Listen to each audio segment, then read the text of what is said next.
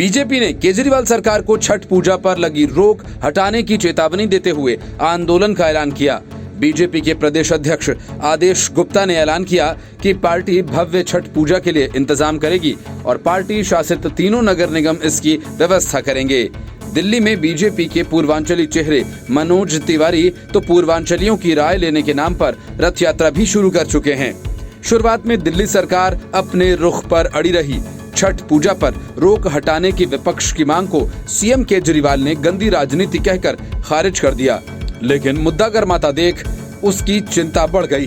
राजनीतिक नुकसान से बचने के लिए दिल्ली सरकार ने चालाकी दिखाते हुए गेंद केंद्र के पाले में डाल दी।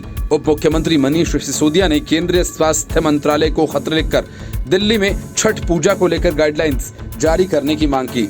गाइडलाइंस के मुताबिक दिल्ली में मंदिरों, तालाबों, नदियों या जलाशयों जैसे सार्वजनिक स्थानों पर छठ पूजा नहीं मनाई जा सकेगी।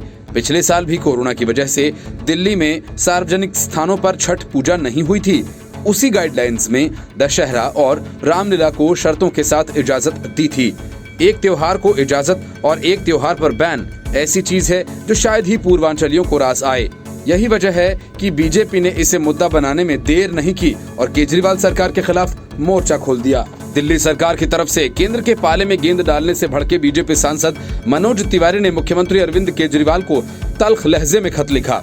तिवारी ने आरोप लगाया कि छठ पूजा को लेकर दिल्ली सरकार गंभीर नहीं है, वरना सितंबर में बैन लगाने के ऐलान के पहले ही केंद्र से गाइडलाइंस की मांग करती।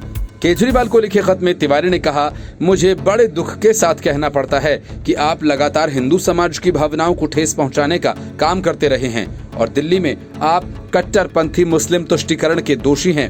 एक मुख्यमंत्री के तौर पर इस प्रकार से हिंदू विरोधी रुख अख्तियार करना आपको शोभा नहीं देता है। आपके कारण इस पद की गरिमा भी धूमिल हो रही है।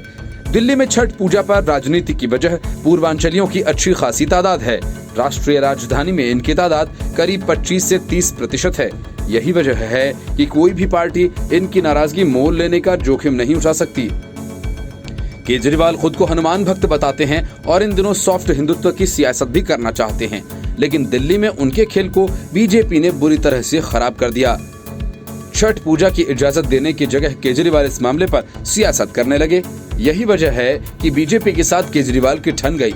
केजरीवाल की सरकार के द्वारा सार्वजनिक जगहों पर छठ पूजा करने पर लगे प्रतिबंध को लेकर बीजेपी इस बात को लेकर आपे से बाहर है। असल में दिल्ली में यूपी और बिहार के लोग बड़े पैमाने पर छठ पूजा मनाते आए हैं।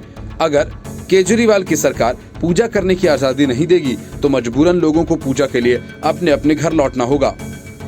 बीजेपी ने इसके विरोध में प्रदर्शन भी किया और इस दौरान सांसद मनोज तिवारी को चोट भी आई। दबाव बढ़ता देख दिल्ली सरकार ने भी केंद्रीय स्वास्थ्य मंत्रालय को खत लिखकर केंद्र के पाले में गेंद डाल दी है। जवाब में मनोज तिवारी ने केजरीवाल को खत लिखा और उन्हें हिंदू भावनाओं के सम्मान की नसीहत दी है। दिल्ली डिजास्टर मैनेजमेंट अथॉरिटी ने 30 सितंबर को दिल्ली में कोरोना से जुड़ी गाइडलाइंस जारी की। Bureau report, news of India.